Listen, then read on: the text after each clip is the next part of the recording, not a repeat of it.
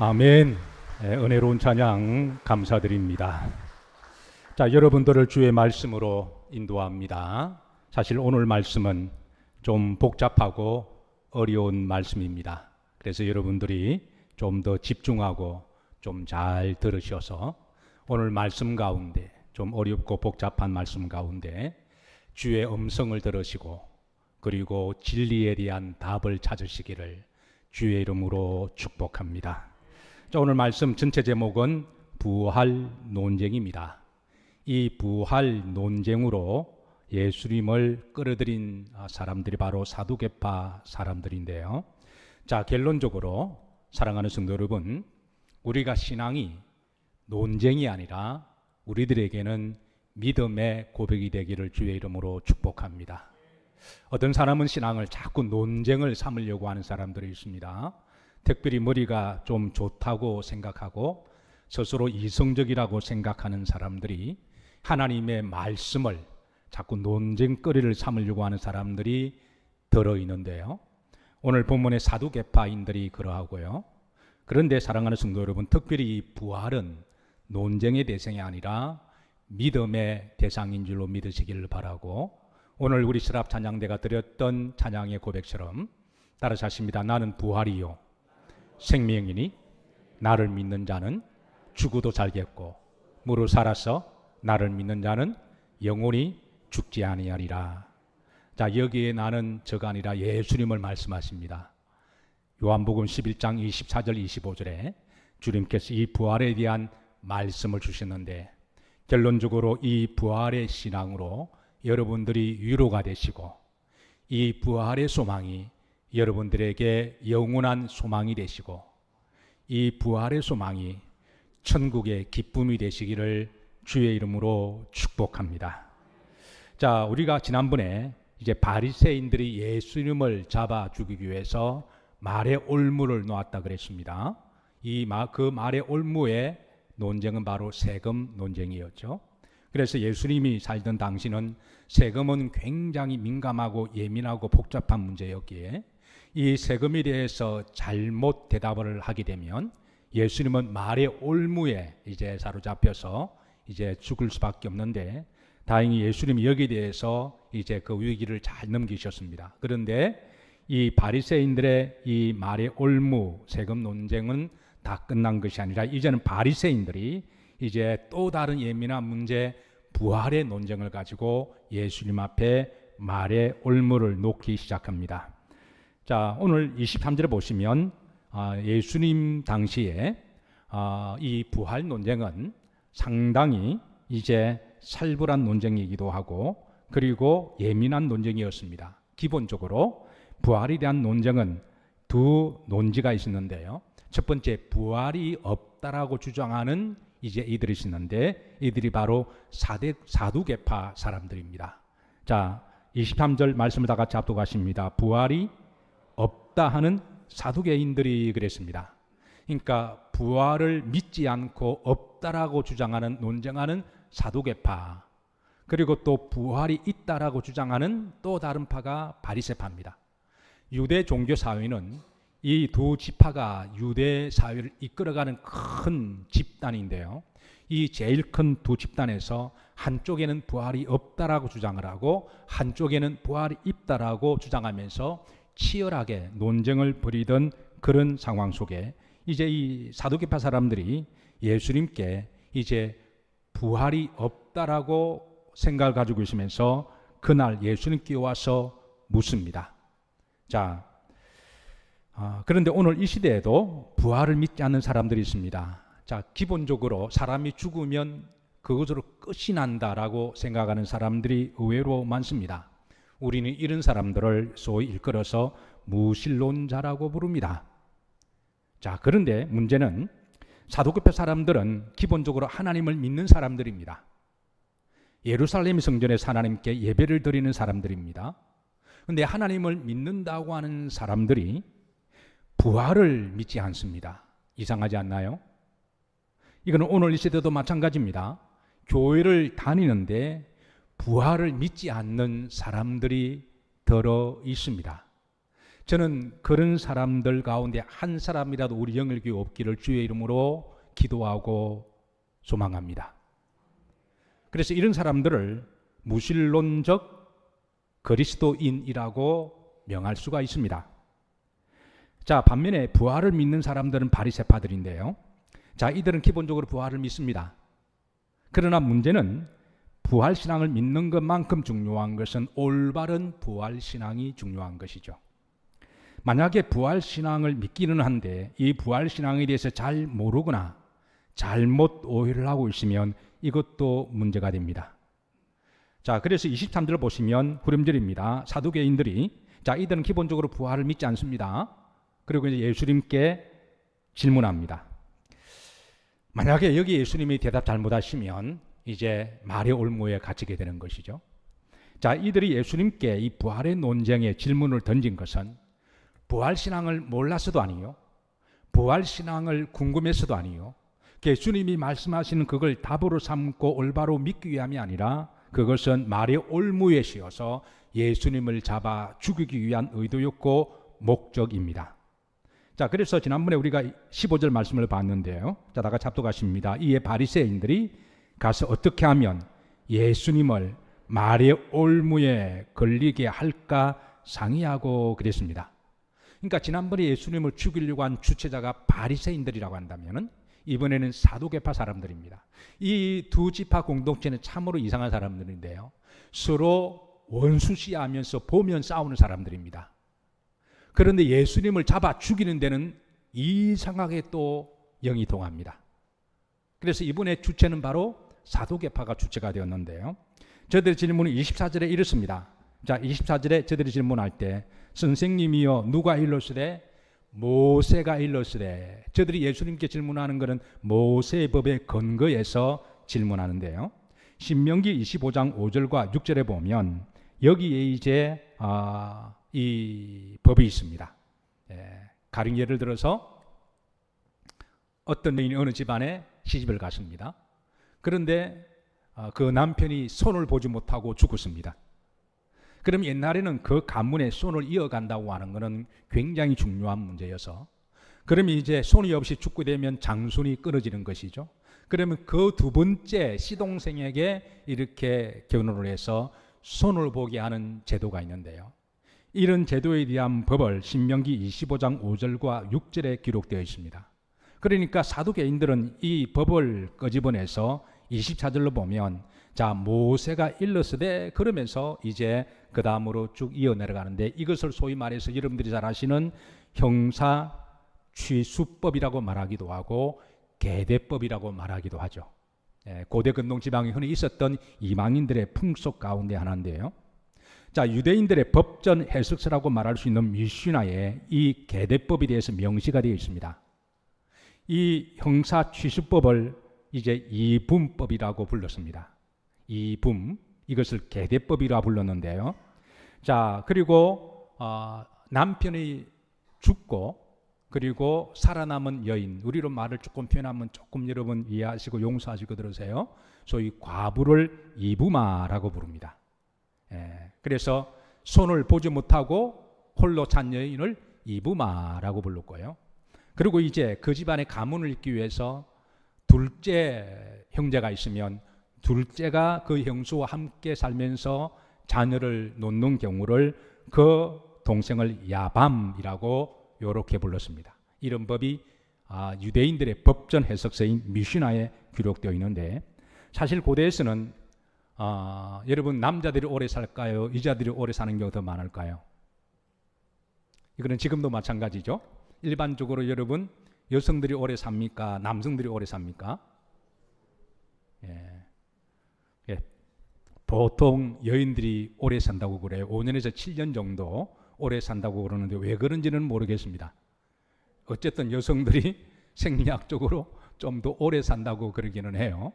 그런데 고대에서는 전쟁이 많았던 시대잖아요. 그래서 전쟁에 나가면 거의 대부분 다 죽는다고 봐야 됩니다. 그러다 보니까 이렇게 이제 집안에 남편이 없는 여인들이 많았는데, 문제는 그 가문의 장손의 문제가 남아 있습니다. 그러면 그 장손을 손을 어떻게 해야 될 거냐? 그러면 이제 그 집안에 있는 둘째 동생이 그렇게 해서 형수와 삶으로 손을 보는 그런 제도가 고대 근동지방에 흔히 있었던 이방인들의 법입니다. 자, 제가 여러분들에게 묻습니다. 만약에 지금 상황이 아니라, 지금의 윤리와 도덕적 기준이 아니라 우리들이 만약에 옛날에 고대에 살았다면, 그때는 집안의 가문에 손을 잇는 게 목숨보다 귀하 여기던 시절이어서 그때 여러분들이 산다면 이런 계대법이 이해가 되는 문제인가요? 이해가 안 되는 문제인가요? 예. 고대 사람들은 그 부분을 충분히 이해를 했다라는 거예요. 이런 법은 우리나라에도 비슷한 제도가 있었는데요. 왕도 왕비가 자손을 보지 못하게 되면 합법적으로 후궁 제도를 두어서 그 손을 보게 했던 거죠. 양반 가문에서도 정실 부인이 아들을 낳지 못하면 후축을 두어서 제도화시켰고, 당시 아이는 민간 사회 속에서는 아예 주인의 손을 받아주는 여인도 있었는데 이런 여인을 우리는 뭐라고 불렀습니까? 시바지라고 그렇게 불렀습니다. 어쨌든 유대 종교 사회에서도 이 이분 제도가 계대법이 그 율법화가 되어서 이게 미슈나에 기록되어 있었고, 지금 사도계파는 이 신명기법을 끄집어내어서 예수님께 아주 예민한 질문을 지금 하고, 여기에 예수님이 대답을 잘못하시면 말의 올무에 걸리는 지금 살벌한 상황입니다. 자, 4절부터 27절까지 이제 그 내용을 쭉 설명합니다. 이 부분은 우리가 다 알기 때문에 제가 그냥 더 이상 설명드리지 않아도 여러분 다 아시죠? 자, 시간 관계상 이제 이렇게 해서 마지막 7번의 형제까지 그 여자가 함께 살았는데, 나중에는 이제 27절 마지막 결론을 보십시다. 최후에 그 여자도 뭐 했나이다? 죽었다라고 이제 결론을 내립니다. 예, 그리고 나서 사실 어떤 분들은 본문을 보면서 세상에 이런 불쌍한 여자가 어디 있을까라는 생각이 들기도 할 거예요. 어떻게 시집을 갔는데 결혼할 때마다 줄줄이 다 죽고 이렇게 될까? 그런데 이것은 어디까지나 극단적인 사두개인들의 예입니다. 사두개인들이 예수님을 올무에 씌우기 위해서 이런 극단적인 예를 든 것이지, 어쨌든 이런 율법에 따라서 이렇게 해서 이제 만약에 죽었다면 부활 때에 이 여인은 7명의 아내 중에 누구의 아내가 되겠냐라고 질문을 하는 거예요. 예. 자, 이 굉장히 복잡하고 어려운 질문을 받았습니다. 자, 28절입니다. 합독합니다. 그런즉 그들이 다 그를 취하였으니, 자, 질문을 던졌습니다. 여러분들은 여기에 대한 대답은 어떻습니까? 자, 여러분은 자, 이 여인은 누구의 아내가 될까요? 자, 이제 예수님 여기에 대해서 답을 주십니다. 그런데 주님은 답을 주시기 전에 먼저 이들의 질문 자체에 신앙에 문제가 있음을 먼저 말씀하십니다. 그러니까 질문 자체가 우문 현답이란 말이 있죠. 질문 자체가 모순이 있을 때, 질문 자체가 성립이 안 될 때, 질문 자체가 어리석은 질문일 때, 우리는 그 질문의 프레임의 틀에 갇혀서 대답하다 보면 대답도 막 꼬이게 되는 것이죠. 그래서 질문 자체가 잘못되었기에 주님께서 먼저 29절에 이렇게 먼저 바로 잡아주십니다. 자, 29절 다 같이 합독합니다. 예수님께서 대답하여 이르시되 너희가 성경도 하나님의 능력도 알지 못하는 거로 오해하였도다. 자, 여기에 먼저 주님은 세 가지를 먼저 질문 자체가 모순이 있고 잘못되었음을 알려줍니다. 첫 번째, 너희들이 성경을 모른다. 너희들이 하는 질문은 성경을 모르고 하는 질문이다. 너희들이 신명기법, 모세법을 이야기를 하지만 성경을 모른다. 자, 두 번째, 너희들은 하나님의 능력을 알지 못한다. 세 번째, 그런 고로 너희들이 오해했다 라고 주님이 먼저 잘못된 질문을 잡아주십니다. 자, 그렇다면 저들이 인용한 모세의 신명기법에 저들은 근거를 댔는데요, 그 이분법에 근거를 댔는데, 자, 성경에 보면 신명기법이 생기기 전에 레위기법이 먼저 생겼습니다. 레위기법의 18장 16절에 보시면 하나님이 모세를 통하여 주신 말씀이 이러합니다. 자, 다 같이 한번 합독하시죠. 너는 내 형제의 아내의 하체를 범하지 말라. 형제의 아내의 형수의 그 하체를 범하지 말라. 이거는 건친상간을 근본적으로 하나님은 금하고 있습니다. 자, 그리고 나서 조금 더 지나면 21절에 보시면, 자, 다 같이 합독하십니다. 누구든지 그의 형제 아내를 데리고 살면 어떤 일이라? 더러운 일이라. 거룩하지 못한 일이며 깨끗하지 못한 일이며 이 일은 옳지 못한 일임을, 더러운 일임을, 성적으로 문란한 일임을 그렇게 알려주고 있습니다. 자, 그런데 왜 신명기법은 나중 레위기 다음에 창출, 레민, 신이죠. 그러니까 법이 우선순위가 레위기법이 우선순위입니다. 그리고 레위기법은 하나님 주신 법입니다. 근데 신명기법은 이게 어떤 생기느냐면, 다시 모세가 이렇게 이스라엘 백성들을 통치하고 다스리다 보니까 전쟁 때문에 이렇게 저렇게 많은 사람이 죽어갔습니다. 그 집에 가문이 대가 끊어지잖아요. 그렇게 되면 합법적으로 성경은 다시 재혼을 하면 됩니다. 그렇게 해서 다시 손을 이을 수 있는 그런 합법적인 법이 있음에도 불구하고 당시에 고대 근동지방의 이방인들이 흔히 아는 계대법을, 그걸 이스라엘 민족들 사람들이 같이 뻔딴 가정들이 의외로 많았다라는 거예요. 그러다 보니까 이런 법들이 이스라엘 백성들 사이 이미 세속화되었다는 것이죠. 이미 이스라엘 백성들이 이방인들이 취하는 계대법을 함께 그렇게 공유를 하다 보니까 모세가 이 법에 대해서 이제 묵시적으로 허용합니다. 이거는 하나님이 주신 법이 아니라 모세가 이스라엘 공동체를 위해서 그들이 이미 자영되어지고 있는 그렇다고 그런 사람을 죽일 수도 없는 거잖아요. 그러다가 그 사람들을 막 책망하고 야단하면, 여러분 야단하면 그걸 겸손하게 신앙을 받아들이는 사람은 인격적으로 성숙한 사람이지만 어떤 사람은 더 대적하고 싸우는 사람들이 있지 않을까요? 그래서 모세가 이 부분에 대해서 그냥 허용을 한다. 묵인을 해버립니다. 그래서 그 묵인한 법이 나중에 유대 미슈나의 저들의 전통이 되어서 이분법이 만들어진 것이죠. 그래서 원래 하나님의 레위기법에 의하면은 이것은 근친상간은 금하고 있습니다. 그래서 주님께서는 사두개인들에게 너희들이 신명기법만 가지고 이야기하는데 그 너희들이 성경을 잘 모른다라고 주님이 이 부분을 풀어주시는 것이죠. 이해가 되시나요? 자, 그래서 주님께서는 너희들이 하나님의 말씀을, 성경을 잘 모르고 지금 이렇게 이 말을 인용한다고 말씀하시고, 자, 두 번째 29절의 중반절에 보면 하나님의 무엇도 알지 못하는 거로 하나님의 능력도 알지 못한다라고 주님께서는 또 전제로 말씀하십니다. 자, 우리가 성경을 통해서 하나님의 능력을 가장 잘 알 수 있는 부분이 있다면 어느 부분일까요? 하나님께서는 하나님의 능력을 가장 먼저 드러내시는 부분이 있다면 어디 있을까요? 자, 제가 다시 질문합니다. 하나님의 능력을 우리들에게 제일 먼저 가르쳐주는 첫 구절이 있다면 어딜까요? 그게 창세기 1장 1절이잖아요. 하나님을 믿고자 하는 사람들, 성경을 읽고자 하는 사람들은 누구나 다 창세기 1장 1절부터 시작합니다. 여러분 잘 아시죠? 합독합니다. 태초에 하나님이 천지를 창조하시니라. 여기에 하나님의 능력이 함의가 되어 있습니다. 자, 하나님의 능력, 하나님이 천지를 창조하신 능력. 여러분, 그 하나님의 천지를 창조하신 그 능력이 더 클까요? 아니면은 죽은 사람이 다시, 한 사람이 죽은 사람을 다시 살리는 부활의 능력이 더 클까요? 천지를 창조하신 하나님의 능력이 비교할 수 없는 정도로 큰 능력이죠. 그래서 하나님의 천지를 창조하신 능력을, 그 능력을 믿는다면 그 부활도 우리가 충분히 믿을 수 있다는 거예요.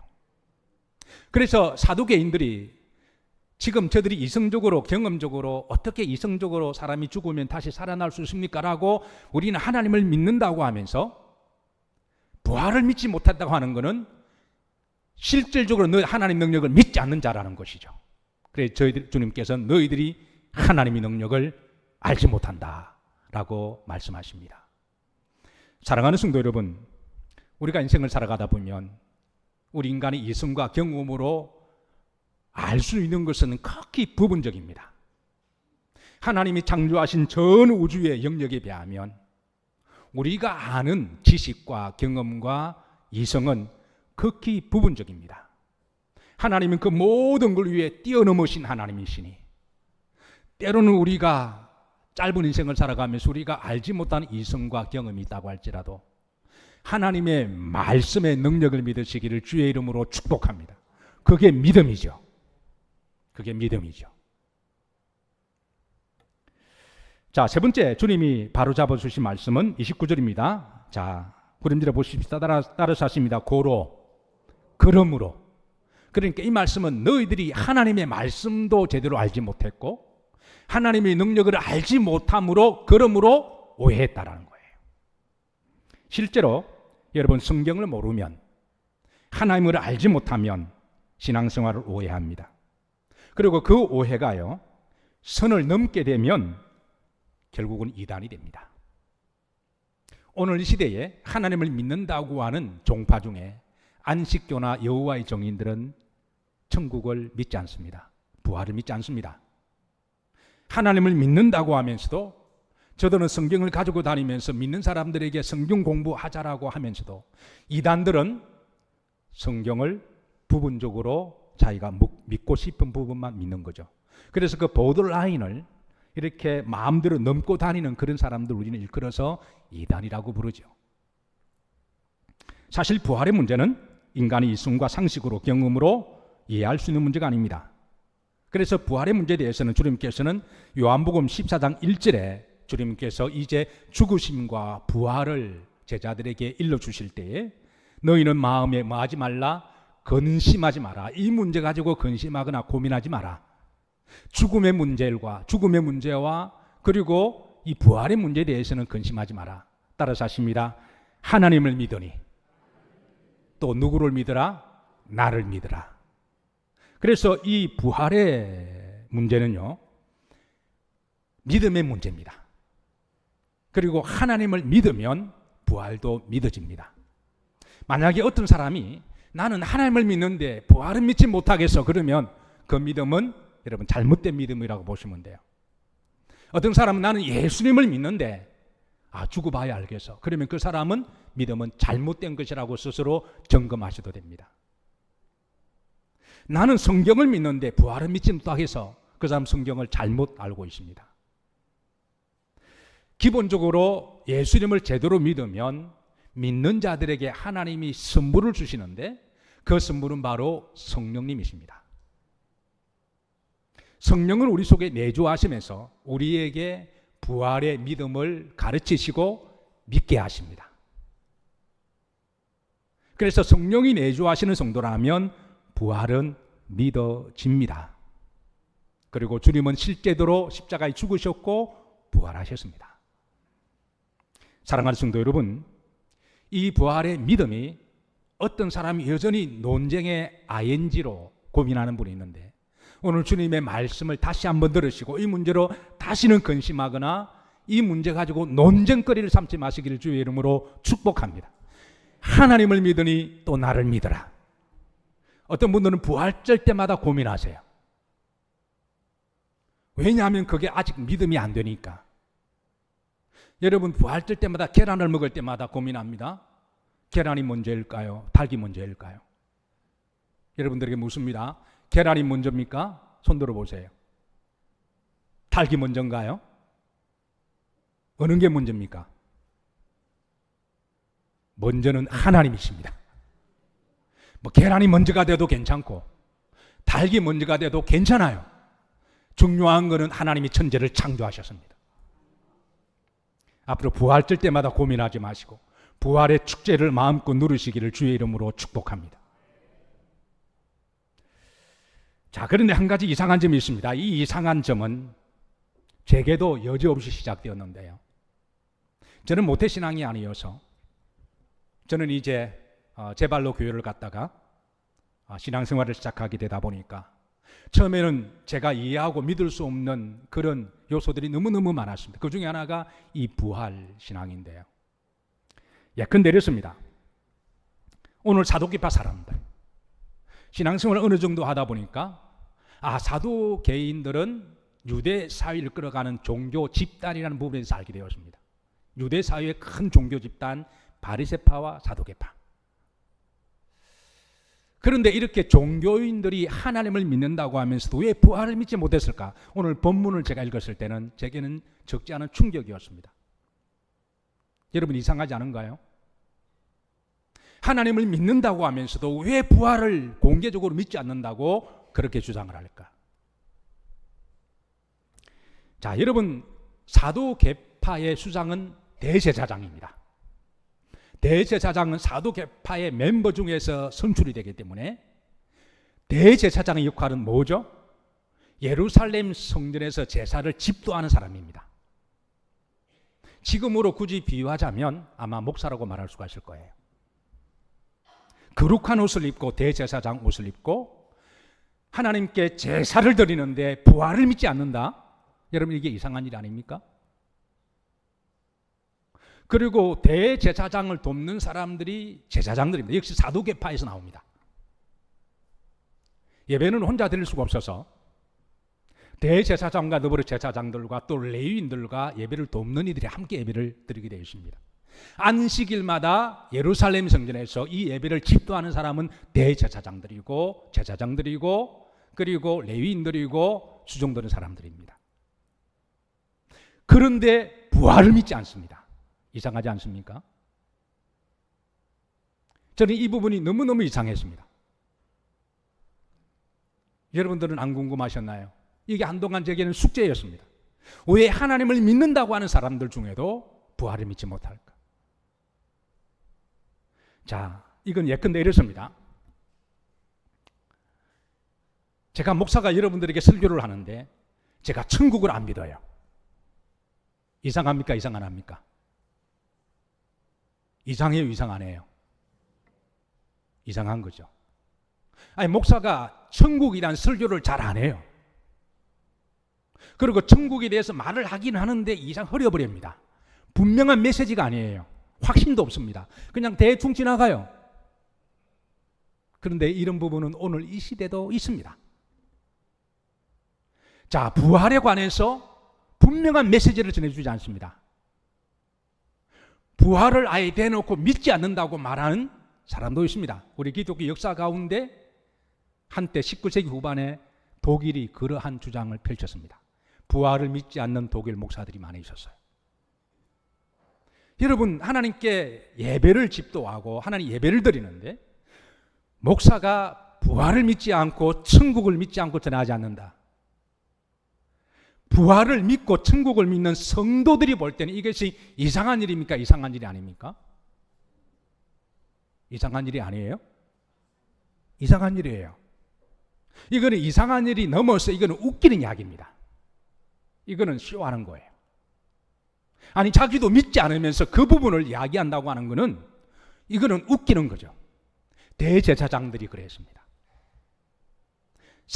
대제사장들의 제사장들이 그랬습니다. 예배를 함께 돕는 레위인들이 그랬습니다. 함께 돕는 수종하는 자들이 그랬습니다. 자, 이거는 제가 조금 한 발 더 근접해서 나갈게요. 자, 우리는 예배 때마다 사도신경을 고백합니다. 사도신경의 신조는 글자 그대로 신앙의 신조입니다. 나의 믿음을, 성경을 압축한 믿음의 고백입니다. 제가 사도신경을 고백할 때마다 일전에 한번 말씀드렸지만 이것이 주문이 되지 않기를, 그냥 외워서 하는, 달달 외워서 그냥 불경 외우듯이 그냥 주문이 되지 않기를 우리가 스스로 늘 점검하자고 제가 부탁드린 적이 있을 거예요. 빨리 그냥 흐르르 지나갈 문제가 아니라 한 단어 한 단어 내 속에 다시 새기면서 고백해야 될 신앙의 고백입니다. 아멘이신가요? 매주마다 반복되기 때문에 그게 주문이 되어서는 안 되는 거죠. 주기도문에서 기도가 빠지면 주문이 되듯이 사도신경도 나의 신앙 고백이 아니라 종교적으로 외우는 형식이라면 그거는 주문이 되어버리는 거죠. 이 사도신경은 총 13가지의 성경을 압축한 신조로 고백되어 있는데요. 그 가운데 마지막 12번째와 13번째가 12번째 신조가 뭔가요? 따라서 하십니다. 몸이 다시 사는 것과 영원히 사는 것을 믿사옵나이다. 몸이 다시 사는 것은 부활의 신앙의 신조죠. 아멘이신가요? 영원히 사는 것은 천국에 대한 신앙 고백이죠. 자, 이 고백을 우리는 정상적인 교회라면 교회들마다 다 사도신경을 합니다. 만약에 여러분들이 어느 교회 가서 사도신경을 가르쳐주지 않거나 하지 않는다면 이따 이상하게 보시면 돼요. 자, 그런데 예를 들어서 이제 목사를 도와서 예배를 돕는 사역자들이 많이 있습니다. 부목사님들도 그러하고. 근데 만약에 자, 부목사님들이 사도신경을 고백하면서 부활을 믿지 않는다? 그러면 그 사도신경은 가짜 고백입니다. 주문입니다. 자, 우리 장로님들이 예배를 돕는 분들이시잖아요. 또 뿐만 아니라 찬양대도 마찬가지고요. 또 교회에서 돕는 안내번호도 마찬가지고, 또 속장들도 마찬가지입니다. 예배를 우리가 다 함께 우리가 하나님께 올려드리는 거예요. 앉아 계신 분들도 우리가 함께 찬양하고 함께 기도함으로 우리 모두가 다 예배자가 되는 거죠. 그런데 사도신경을 고백하면서 부활을 믿지 않는다? 그건 주문인 거예요. 매주마다 반복하기 때문에 그게 그냥 흘러갈 문제가 아니라 한 단어 또박또박 우리가 나 스스로 고백하면서 다시 우리 영혼에 세워서 고백해야 될 신조가 바로 사도신경이죠. 이렇게 고백한 성도들이 자, 사도신경을 고백하고 믿는다고 그랬는데 만약에 세상 사람들이 볼 때 교회는 다니는데 부활을 믿지 않는다. 그러면 세상 사람들이 볼 때는 이상한 일인가요? 아닌가요? 그건 이상한 일입니다.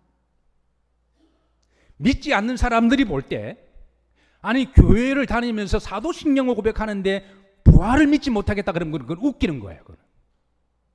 지금 이런 웃기는 일들이 매 시대마다 일어나고 이것은 영적인 문제이기 때문에 그렇습니다. 이거는 예수님 당시의 문제만이 아니라 이거는 사도계파의 문제들만이 아니라 오늘 이 시대에도 교회 안에 이런 무신론적인 생각을 가지고 교회를 왔다 갔다 하면서 심지어 대놓고 어떤 분들은 공개적으로 죽어봐야 알지라고 말하는 사람들도 있습니다. 그러니까 이 문제는 그러니까 이 부활의 신앙이 여전히 논쟁거리가 되어서 현재 진행이라고 하는 거예요. 사랑하는 성도 여러분, 자, 그런데 한 가지 이상한 거는 왜 대제사장들이 이런 부활에 대한 무신론적 신학을 가지게 되었을까요? 저는 이 부분이 궁금했습니다. 나중에 제가 신학대학 가서 이 부분을 제가 집중적으로 제가 좀 연구를 했는데요. 마침내 답을 찾았습니다. 왜 그랬을까? 왜 예배를 집도하는 대제사장들이 부활을 믿지 못하는 사람들이 되었을까? 자, 여러분 구약에 보시면 하나님이 처음으로 세우신 대제사장이 누군가요? 아론 대제사장이시죠. 자, 아론 대제사장은 하나님이 이제 BC 1445년에 하나님이 아론을 세우셨습니다. 그때부터 아론 대제사장을 1대라고 이야기합니다. 구약과 신약 역사를 보면 대제사장의 계보가 총 77대까지 이어져요. 이거를 연대기적으로 기수로 나누면 총 15기로 제가 임의적으로 분류를 했습니다. 그리고 이 15기 가운데 제일 1기 가운데 1대가 하나님이 세우신 대제사장. 하나님이 대제사장을 세우실 때는 기본적으로 대제사장은 누가 세우신다? 하나님이 세우신다. 왜가 이건 인간이 세울 문제가 아니기 때문에 그렇습니다. 인간이 투표하고 사람이 심사하고 세울 문제가 아니라는 거. 다른 거는 투표해도 괜찮습니다.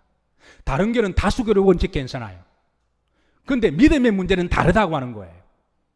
하나님을 믿을 거냐 말 거냐 다수결로 하면 거의 다 믿지 않는 쪽으로 나올 겁니다. 그러면 믿음의 문제는 하나님이 주도권을 가지고 이끌어 가시는데요. 그래서 대제사장은 누가 세우신다? 하나님. 이게 기본적인 하나님의 원칙입니다.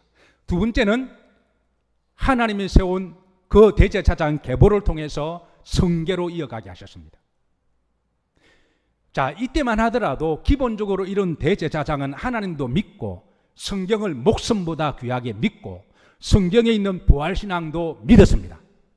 이거는 기본입니다. 대제사장이 믿어야 될 것은 기본입니다. 목숨처럼 믿었습니다.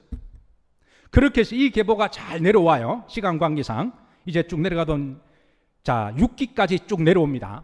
자 6기까지 내려와서 48대까지 이 계보를 잘 지켜 내려와요.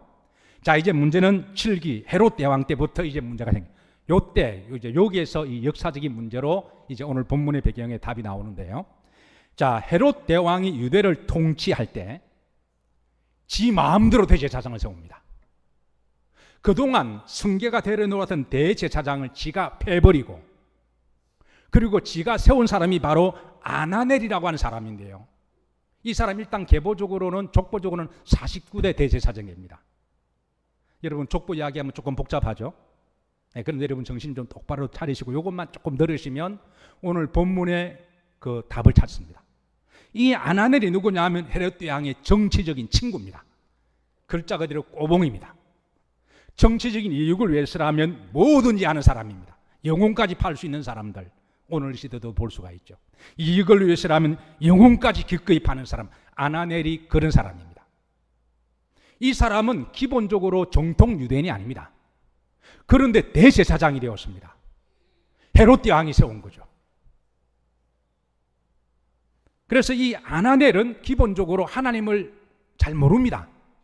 하나님을 믿지 않습니다. 성경을 모릅니다. 부활을 모릅니다. 이런 사람이 대제사장이 되었습니다. 그러니까 대제사장이 제사장들을 또 임명해요.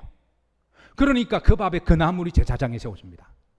그러니까 이런 아나넬은 굳이 말하자면 정치인입니다. 헤롯 왕의 정치의 꼬봉입니다. 헤롯 왕은 유대 종교 사회를 자기 마음대로 통치하기 위해서는 이런 대제사장을 아나넬을 세우는 거예요. 이때부터 대제사장의 정치화가 되고 세속화가 되기 시작합니다. 그래서 이 사람의 속은 정치인입니다. 종교인이 아닙니다. 조금 더 다르게 표현하면 종교적 탈을 선 정치인입니다. 그래서 사회학적으로 분류하면 종교적 정치인이라고 말할 수가 있습니다. 헤롯 왕이 통치할 때 이 사람이 총 7명의 대제사장을 죽을 때까지 마음에 안 들면 갈아버려요. 지가 세웠으니까 지가 마음에 안 들면 갈아버리는 거예요. 이렇게 해서 7 대제사장이 세워주고요.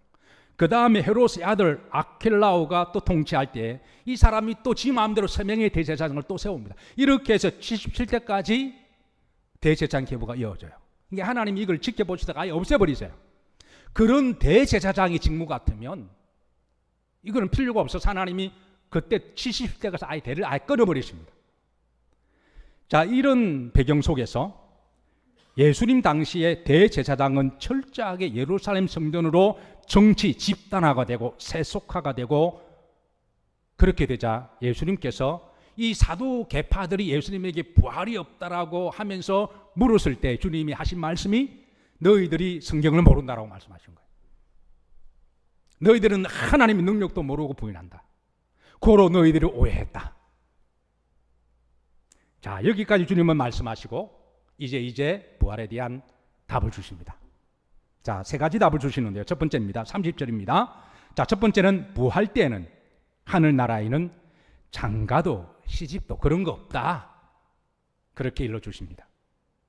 자, 다 같이 한번 합독하시죠. 부활 때는 장가도 아니 가고 시집도 아니 간다. 그런 거 없다. 뭐 계례법 그런 거 없다. 그거는 사람들이 이 땅에 살면서 그거는 만들어 놓은 세상의 법이다. 하늘에는 그런 거 없다. 말씀하셨습니다. 두 번째입니다. 39절에 보시면, 자, 하늘에는 무엇과 같으니라? 천사들과 같아. 천사들은 글자 그대로 영적인 존재죠. 그러니까 하늘에는 바로 영적인 존재의 삶을 말씀해 주고 계십니다. 자, 세 번째입니다. 3절 31절입니다.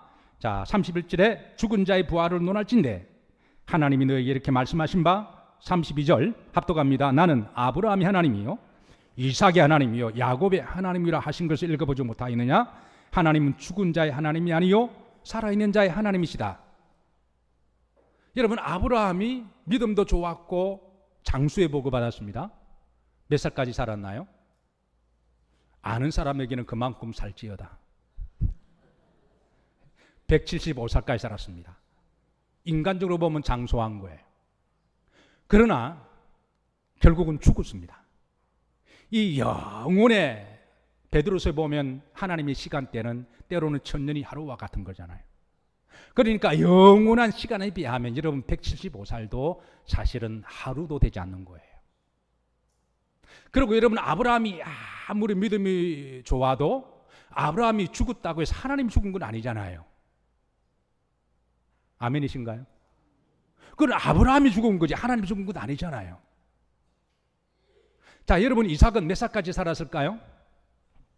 아는 사람은 장수해 보기 싫지어다. 이삭은 185세까지 살았습니다. 장수한 거죠. 그래도 그는 죽었습니다.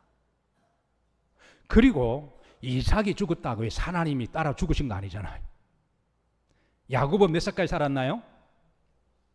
147살입니다. 야곱이 죽었다고 해서 하나님 죽은 거 아니잖아요.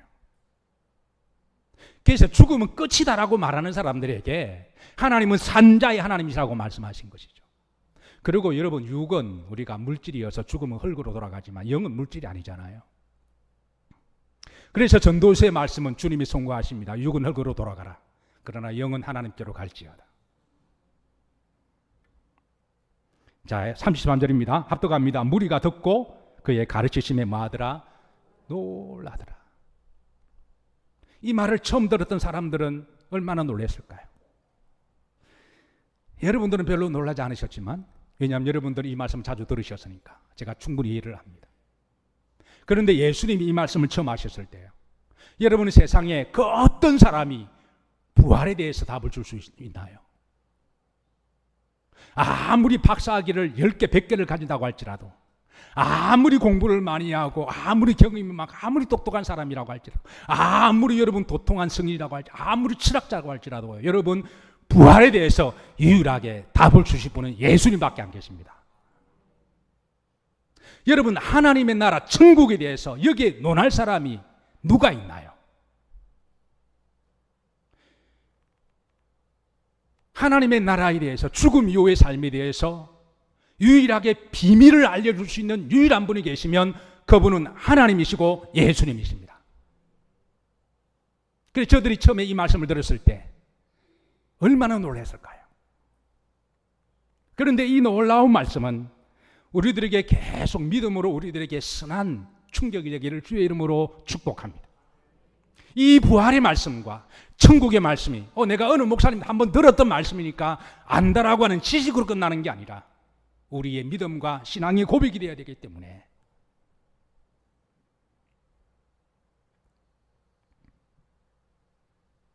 사도 바울은 고린도전서 15장에 이렇게 전가합니다. 만약에 부활이 없다면 우리 믿는 사람들은 가장 불쌍한 사람이 될 겁니다. 어리석은 사람이 될 겁니다. 그러나 부활이 만약에 진짜라면 이 세상에서 가장 복을 받은 사람이 그리스도인들입니다. 그는 실제로 부활하신 주님을 체험하고 난 다음에 그는 한평생 부활의 믿음으로 살아가십니다. 저는 이 부활의 신앙이 언젠가는 우리의 논쟁과 우리의 이성을 뛰어넘어서 언젠가는 여러분들에게 믿음으로 확 박히기를 주의 이름으로 축복합니다. 만약 그 믿음이 여러분들에게 확고하게 자리 잡는다면 세상에 여러분 부활신앙만큼이나 우리가 위로가 되고, 부활신앙만큼이나 우리들에게 소망이 되고, 부활신앙만큼 기쁨과 축복이 되는 것 없는다고 저는 믿습니다. 신앙의 결론은 죽음이 아니라 부활이죠. 인생의 결론은 죽음이지만 우리 그리스도인들의 죽음의 결론은 그 뒤에 부활의 신앙인 줄로 믿습니다. 우리도 언젠가는 육신의 죽음 앞에 직면해야 할 때가 있습니다. 세상에 가장 확실하면서도 불확실한 것 두 가지가 아니라 하나가 있죠. 하나인데 요 하나가 이중의 공통분모가 다 해당이 됩니다. 가장 확실한 것이 죽음이죠. 가장 불확실한 것이 또 죽음입니다. 언제 죽을 줄 모르니까 가장 불확실하면서도 가장 확실한 것이 죽음이죠. 그런데 이 가장 확실한 죽음보다 더 확실한 것은 믿는 자에게는 부활이 있다고 하는 믿음입니다. 이것은 바로 하나님이 하신 말씀입니다. 언젠가는 우리도 이 확실한 죽음 앞에 직면해야 될 때가 있고, 그리고 내 사랑하는 사람이 그 직면하고 먼저 가야 할 때가 있습니다. 육신의 죽음 앞에서 믿는 자들에게 가장 위로가 소망이 되는 말이 있다면 여러분, See you again in the heaven이라는 말이 아닐까요? 인간적으로 충분하게 헤어지는 육신의 상처고 아픔을 눈물을 흘렸다면 마지막으로 할 수 있는 믿는 자들에게 최고의 위로, 소망, 그리고 기쁨이 있다면 천국에서 다시 만나자. 만약 이것이 그 사람이 위로가 되지 못하고 소망이 되지 못한다면 그 사람의 부활신앙을 다시 한번 진지하게 기도해 보셔야 돼요. 세상 사람들은 사랑하는 이의 마지막 죽음 앞에서 할 수 있는 말은 딱 한 단어입니다. Just goodbye. 어떻게 말할 수가 없어요. 잘 가세요, 잘 가세요. 어떻게 말할 수가 없습니다.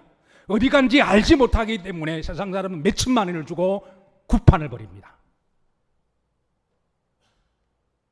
돌아간 지 3일 만에 굿을 지내고, 7일 만에 굿 지내고, 37, 20일 만에 굿 지내고, 77제 지내고, 49일째 지내고, 100일 지내고, 천도제 지내고. 왜? 헷갈리거든요. 근데 한 번 지낼 때마다 몇천만 원을 요구합니다. 무당들이. 불안한 거예요. 세상 사람들이 말하는 여러분 굿바이라는 말하고 우리 믿음의 사람들만 말할 수 있는 시워게라는 말은 여러분 말의 어휘 차이가 아니라 이거는 천국과 지옥의 차이입니다. 하늘과 땅의 차이입니다. 이 비밀을 유일하게 아는 사람들이 바로 그리스도인들입니다.